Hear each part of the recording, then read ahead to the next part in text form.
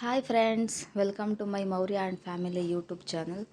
ಇವತ್ತು ಬಂದು ನಾನು ತೆಂಗಿನಕಾಯಿ ಒಬ್ಬಟ್ಟನ್ನು ಮನೆಯಲ್ಲೇ ಹೇಗೆ ಈಸಿಯಾಗಿ ಮಾಡೋದು ಅಂತ ಹೇಳ್ತೀನಿ. ಈಗಿನ ಮಕ್ಳುಗಳೆಲ್ಲ ಸುಮ್ಮನೆ ಅಂಗಡಿ ತಿಂಡಿ ಅಂತ ತಿಂತಾ ಇರ್ತಾರೆ. ಅದ್ರ ಬದಲು ಮನೆಯಲ್ಲೇ ಈ ಥರ ಮಾಡಿಕೊಡ್ಬೋದು. ಬನ್ನಿ ಮಾಡೋದು ಹೇಗೆ ಅಂತ ಒಂದ್ಸಲ ನೋಡೋಣ.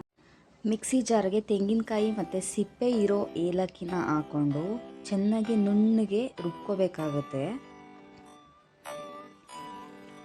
ಮತ್ತು ಅದ್ರ ಜೊತೆಗೆ ಸ್ವಲ್ಪ ಗಸಗಸೆನ ಆ್ಯಡ್ ಮಾಡ್ಕೊಳ್ಳಿ. ಗಸಗಸೆ ಆ್ಯಡ್ ಮಾಡಿಕೊಂಡ್ರೆ ಸ್ಮೆಲ್ಲು ಕೂಡ ತುಂಬ ಚೆನ್ನಾಗಿರುತ್ತೆ, ಸ್ವಲ್ಪ ಟೇಸ್ಟಾಗಿರುತ್ತೆ. ಮತ್ತು ಸಪ್ರೇಟು ಹುರಿಗಡ್ಲೆನ ಪುಡಿ ಮಾಡಿ ಇಟ್ಕೊಂಡಿರಿ, ಯಾಕಂದರೆ ಪಾಕ ಏನಾದರೂ ತೆಳುವಾದರೆ ಆ್ಯಡ್ ಮಾಡ್ಕೋಬೋದು ಹುರಿಗಡ್ಲೆನ.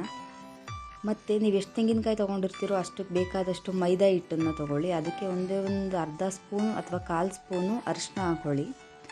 ಒಂದು ಹದ ಬರೋವರೆಗೂ ಕನಕನ ಕಲಿಸ್ಕೋಬೇಕಾಗತ್ತೆ. ನೀವು ನಮಗೆ ಕನಕ ಕಲ್ಸೋಕ್ಕೆ ಬರಲ್ಲ ಅಂತ ಹೇಳ್ಬಿಟ್ಟು ನಮ್ಮ ಅಜ್ಜಿ ಕೈಲಿ ಕಲಿಸಿದ್ವಿ. ಕನಕನ ಕಲಿಸೋವಾಗ ಕೈ ಕಚ್ಕೊಳ್ಳುತ್ತೆ ಅದು, ಹಾಗಾಗಿ ಸ್ವಲ್ಪ ಅಡುಗೆ ಎಣ್ಣೆನ ಆ್ಯಡ್ ಮಾಡ್ಕೋಬೇಕಾಗತ್ತೆ. ಒಂದು ಹದಕ್ಕೆ ಬರೋವರೆಗೂ ಕಲಿಸ್ಕೋಬೇಕಾಗತ್ತೆ. ಓಕೆ, ಕನಕ ರೆಡಿ ಆಯಿತು.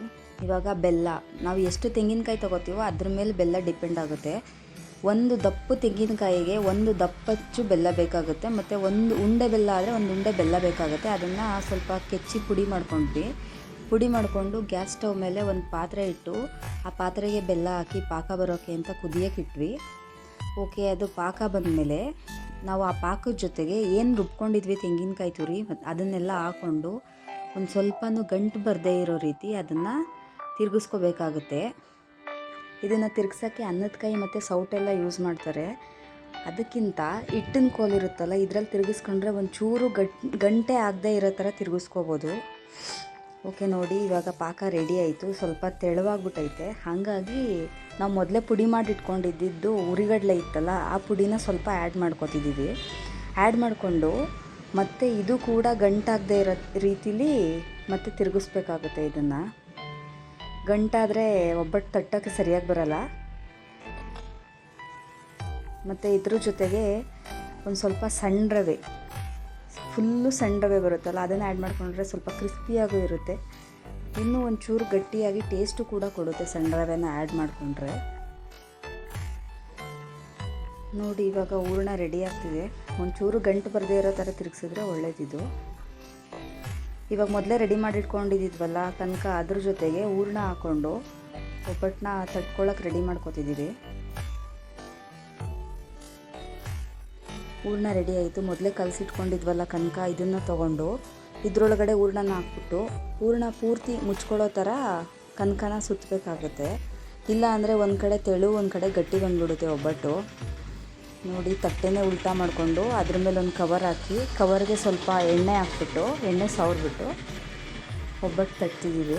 ನೋಡಿ ಎಷ್ಟು ತೆಳ್ಳಗೆ ಬರುತ್ತೆ. ಸ್ವಲ್ಪ ಸಣ್ಣ ರವೆ ಹಾಕಿದ್ರೆ ಈ ಥರ ತೆಳ್ಳಗೆ ತಟ್ಬೋದು ಒಬ್ಬಟ್ಟನ್ನ. ಹೊರಗಡೆಯಿಂದ ತಂದು ತಿಂಡಿ ಎಲ್ಲ ತಿನ್ಸೋದಕ್ಕಿಂತ ಮನೇಲೇ ಫ್ರೀಯಾಗಿ ಕೂತಿರ್ತೀವಲ್ಲ, ಆವಾಗ ಈ ಥರ ಮಾಡಿಕೊಂಡ್ರೆ ತುಂಬ ಚೆನ್ನಾಗಿರುತ್ತೆ. ತೆಂಗಿನಕಾಯಿ ಒಬ್ಬಟ್ಟು ತುಂಬ ಚೆನ್ನಾಗಿರುತ್ತೆ ತಿನ್ನೋಕ್ಕೆ. ಓಕೆ, ಇವಾಗ ಒಬ್ಬಟ್ಟು ತಟ್ಟಿದ್ದು ಮುಗೀತು. ಸ್ಟವ್ ಮೇಲೆ ಒಂದು ತವ ಇಟ್ಕೊಂಡು ತವಕ್ಕೆ ಸ್ವಲ್ಪ ಎಣ್ಣೆ ಜಾಸ್ತಿನೇ ಹಾಕಬೇಕು. ಎಣ್ಣೆ ಸವರ್ಬಿಟ್ಟು ಈ ನಾವು ತಟ್ಟಿರೋ ಹಸಿ ಒಬ್ಬಟ್ಟು ಏನಿದೆಯೋ ಇದನ್ನು ಹಿಂದೆ ಮುಂದೆ ಎರಡೂ ಕಡೆ ಒಂದು 2ರಿಂದ 3 ನಿಮಿಷ ಲೋ ಫ್ಲೇಮಲ್ಲಿ ಇಟ್ಕೊಂಡು ಬೇಯಿಸ್ಕೋಬೇಕಾಗುತ್ತೆ. ನೋಡಿ, ಹಿಂದೆನೂ ಬೇಯಿಸ್ಬೇಕು. ಬೇಯಿಸಿಲ್ಲ ಅಂದರೆ ಹಸಿ ಹಸಿ ವಾಸನೆ ಹೊಡೆಯುತ್ತೆ. ನೋಡಿ, ಒಬ್ಬಟ್ಟು ರೆಡಿ ಆಯಿತು. ಬಿಸಿ ಬಿಸಿ ಒಬ್ಬಟ್ಟು ತಿನ್ನೋಕ್ಕೆ. ಈ ಬಿಸಿ ಬಿಸಿಯಾದ ಒಬ್ಬಟ್ಟು ಜೊತೆ ಒಂದು ಸ್ವಲ್ಪ ತುಪ್ಪ ಸೇರಿಸ್ಕೊಂಡು ತಿಂತಾಯಿದ್ರೆ ಅದ್ರ ರುಚಿನೇ ಬೇರೆ ಇರುತ್ತೆ. ನೀವು ಒಂದು ಸಲ ಮನೇಲಿ ಟ್ರೈ ಮಾಡಿ ನೋಡಿ, ತುಂಬ ಚೆನ್ನಾಗಿ ಬರುತ್ತೆ, ತುಂಬ ಈಸಿಯಾಗಿದೆ. ನಗ್ತಾಯಿರಿ, ನಗಿಸ್ತಾಯಿರಿ. ಶ್ರೀ ಕೃಷ್ಣಾರ್ಪಣ ಮಸ್ತು.